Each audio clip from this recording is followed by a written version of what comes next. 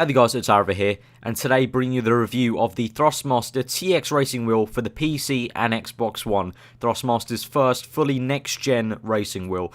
And if you missed my unboxing video that I did a while back, I know it was quite a while back, it was in April. If you did miss that, there's an annotation on screen right now. You can click that and go check out the unboxing video.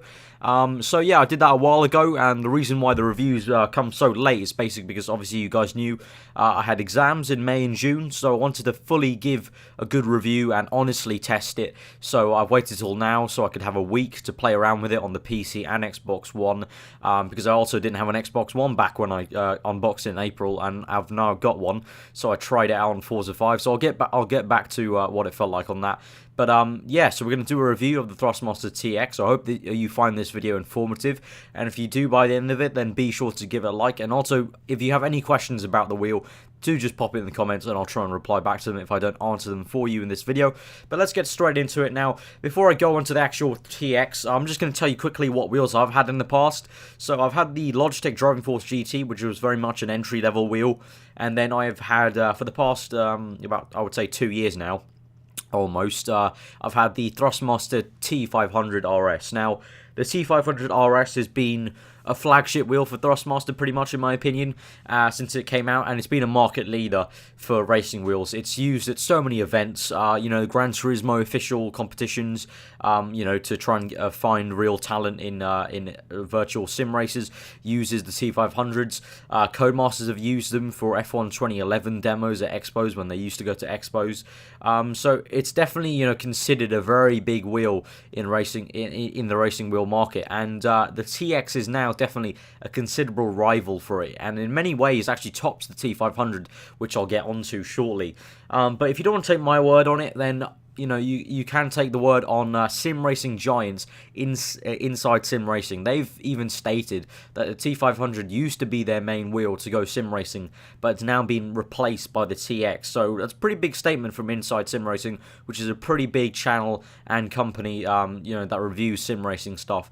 So if you don't want to take my word, then take theirs. But let's get into the review now. So let's first discuss the way the wheel actually feels to drive, because that's obviously quite a big part of the wheel. So the standard wheel itself is the 458 Italia replica. A very nicely sized wheel. It's a bit of a scale model, so I believe it's a bit smaller than the actual real-life wheel. But it comes with really great positive click stainless steel shifters. So what I mean by that is when you know, click it in to change up and down, it really feels nice, really, you know, positive. You can feel it's clicked in, because especially with some other wheels on the market, sometimes when you click the shifter, you can't sometimes tell if you've clicked it in properly unless you're looking at the screen, but you can physically feel that it's been clicked in when you click it. And the great thing is it's mounted to the wheel. So this is something they've rectified from the T500, which if you bought the T500 with the standard Gran Turismo rim, which was, you know, shipped with the standard one, the shifters were awkwardly placed on the actual base, so the shifters were static even though you were moving the wheel around, which was a bit awkward. So they've rectified that now with the shifters being on the wheel, and definitely it's a lot nicer shifter. The T500 shifters were quite big and huge chunky shifter on the base, where this is a quite nice smooth stainless steel finish shifter on the wheel. And the actual finish on the wheel is pretty nice. It's not leather or anything like that. It's not suede. I believe it's some sort of mixture between like fake leather and like tough like plastic, because it feels a bit like leather, but it's very, very tough and grippy. So definitely when you're holding the wheel, you know, you got both hands on it, definitely is very solid, and you can really chuck the car around or whatever you're driving with anger and the wheel, and you'll really grip onto the wheel. So that's pretty good. So getting on to a main part of the wheel is the way it feels from the base, so i.e. the force feedback and the way the wheel turns into the mechanisms inside. It's basically got a new brushless motor technology inside, which is new for Thrustmaster, and it just makes the wheel feel super smooth. Like on turn-in, it is just very, very quick to respond, and you can really turn them in. You could theoretically probably, you know, with some force, turn the wheel with your fingertips. It really is nice and smooth and responds really well. You can get some really fast motion steering in, and that's a really great thing compared to old wheels. I know I'm gonna, in this video, I'm gonna keep on comparing it to the T500, because that's the only wheel I can really compare it to at the moment. But definitely with, you know, it's the same thing with other wheels, that the T500 and other wheels, definitely when you turn in, it definitely feels a bit heavy, like there's a bit of weight on the wheel when you turn it in, maybe. On the TX, it's completely not there. You can just turn it in, chuck it in. You can really drive any car you're doing with anger with this wheel and get some really fast, precise, nimble movements with the wheel, which is really good when you're racing online, perhaps with lag, or you need to drive around some less intelligent AI on any games. But getting back to the force feedback, the force feedback is super strong. It is deadly strong. I have F1 2013 force feedback set to 50% usually with my T500. With the TX, I've got that thing on 20%. I can't handle anymore. It is very strong, and it's going to be very good for any sim racers out there who race iRacing or Assetto Corsa or anything like that.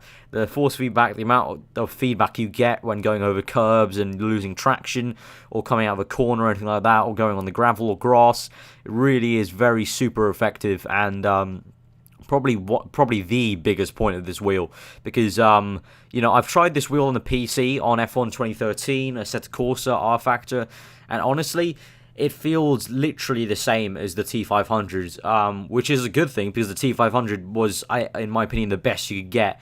I don't think you can improve the way a wheel feels than you can get on the T500 and now TX. But the biggest difference was that force feedback. That's the only major difference from the TX to T500, is this super strong force feedback, and it makes a world's difference in terms of when you're going over curbs. You just get so much more feedback from the game, whatever game you're playing. It really is a very good plus point. And also recently got an Xbox One in Forza 5, some of you will know. And I tried Forza 5 with the TX wheel, and wow, it really stepped up the game. Using a pad before and then going to the TX, it definitely stepped up the game. It's very optimized for Forza 5, and it's very optimized for the Xbox One indeed. It's got an Xbox One button on it that can go to the dashboard.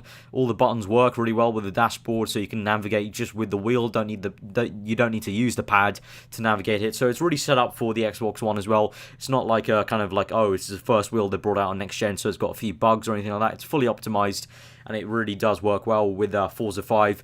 The force feedback there on Forza 5 works really well as well. And as I said, the precise turning you can get with the wheel and the motors really also helps in Forza 5. You can get some really nimble and light handling going on and get some precise movements.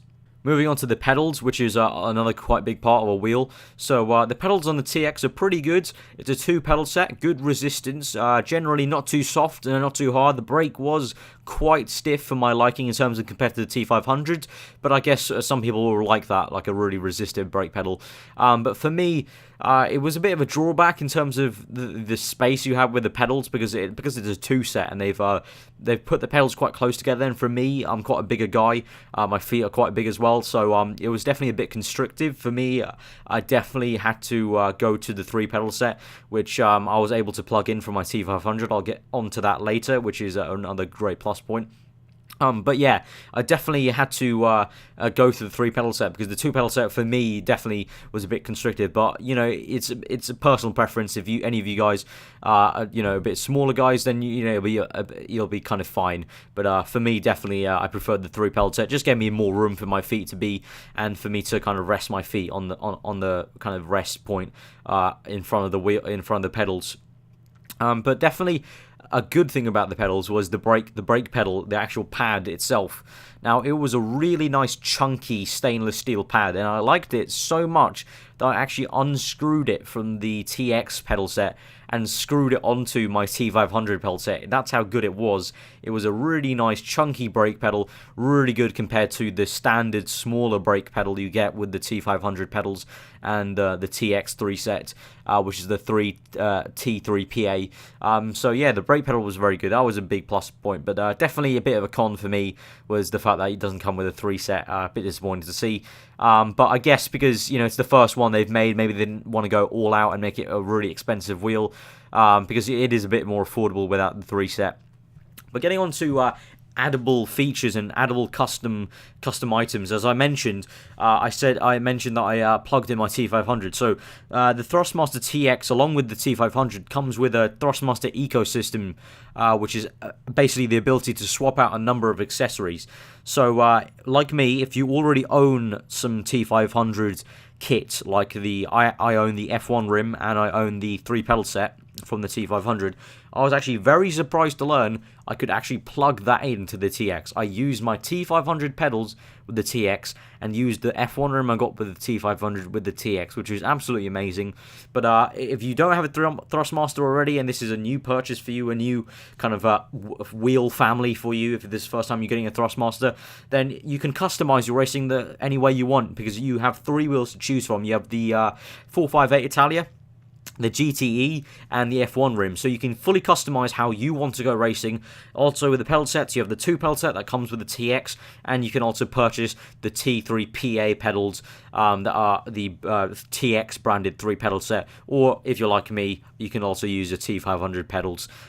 So really great thing. That's another big plus point for this wheel. But not also this wheel just using Thrustmaster wheels, that the fact that they're doing this sort of cross accessory thing, which is not something I've seen in any other wheels really, apart from maybe the Fanatec CSR, is a really great thing. But this is, even better because it's cross-gen as well, because the TX will work on the Xbox One and PC, and the T500 will work on the PS3 and PC, and hopefully the PS4 for now. So that's cross-gen accessories that works really well. So finally getting on to the size of the base of your wheel that you attach the wheel and pedals to. So the base is where the motor is housed, and the TX is amazingly small compared to the T500.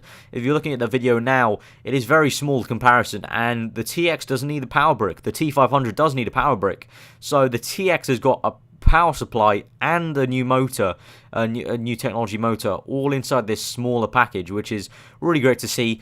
A lot less weight, and that means there's a lot less strain in your wheel stand, so maybe it'll be a bit more durable over the years. If you're using this wheel for a number of years, it's a lot lighter, so that's a good thing to note down. But yeah, definitely a really big plus is also the size of the base. So now a quick rundown of pros and cons. So a big pro, probably the biggest one, is the force feedback of this wheel. Really good new technology that makes it super smooth and really strong, and you're going to really feel it when you're doing your sim racing out there on the curbs, while losing traction out of corners, on the grass and gravel. You're really going to feel the feedback, and you get some excellent feedback.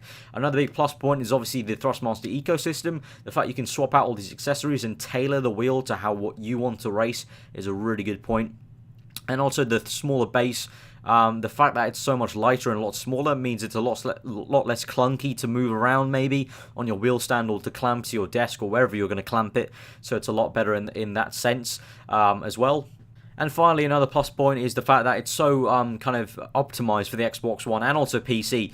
I've used it on PC quite a lot with the F1 2013 game, Assetto Corsa and R-Factor, and it is really customizable, really works well with the PC, just like the T500 really works really well. There's no sort of like a firmware you have to download. You just download the normal software. There's no like updating or anything like that. Just download one software and there you're ready to go on the PC. Really good, no fiddling around or anything like that. Just set it to default and it will go for you. And on the Xbox One, it's the same thing, really optimized for the Xbox One dashboard, as I said. And that's a really good plus point, because this is for the Xbox One only and the PC, so you would hope that it's optimized for the Xbox One. So that's another good pro. But on to the cons. Definitely the biggest con for me would have to be the fact there's no 3-pedal set. I would have liked to have seen the 3-pedal set sold with this TX, but I guess because you're paying a bit less compared to the T500, that's kind of negated in the price, that you're not paying for the 3, you're paying for the 2 set. But I would have liked them to maybe even given an option to swap out the 3 and the 2 together and purchase like that. But there you go, you can purchase an accessory though, but that's definitely a big con. And for me personally, this is just personal taste. The fact that the 2-pedal set was quite small and constrictive in terms of being a bigger guy, I definitely preferred the space that the 3 set gave you. But obviously, if you're quite an average size guy, then it'll be fine for you. But that was definitely a con for me. And really, there's nothing else, to be honest. That is being the pros and cons of the Thrustmaster. I hope I covered everything. If I forgot anything that you wanted to know about the wheel, then do comment that below and I will reply to you as soon as possible. But yeah, guys, if you did enjoy that review and you did find it informative, then do give it a like. I apologize for maybe it being quite a long video. Just wanted to get enough information in and get all the information I knew from playing it. So yeah, finally I want to thank Eric over at Thrustmaster PR for sending me out this TX wheel really fast in April. It was a pleasure to unbox and also now to review after a few months. Apologies for taking so long. But yeah, it was a real enjoyable experience, so thank you for that. And if you guys want to go purchase this TX wheel, or if you do already have the TX wheel, you can go purchase some of those accessories I talked about, then go to thrustmaster.com. And if you have any questions for me, then do put them in the comments. You can also check out Thrustmaster's own release video. Annotation on the screen right now, you can go check that out, a video made by them, and do be sure to subscribe to their channel for more news on racing wheels in the future. But yeah, I've been aarava, hope you enjoyed that video, and again, give it a like if you enjoyed it, comment below what you thought, subscribe if you're new for weekly motorsport content, and hopefully more reviews in the near future. I've been aarava, hope you enjoyed the rest of your day, and we'll see you guys next time.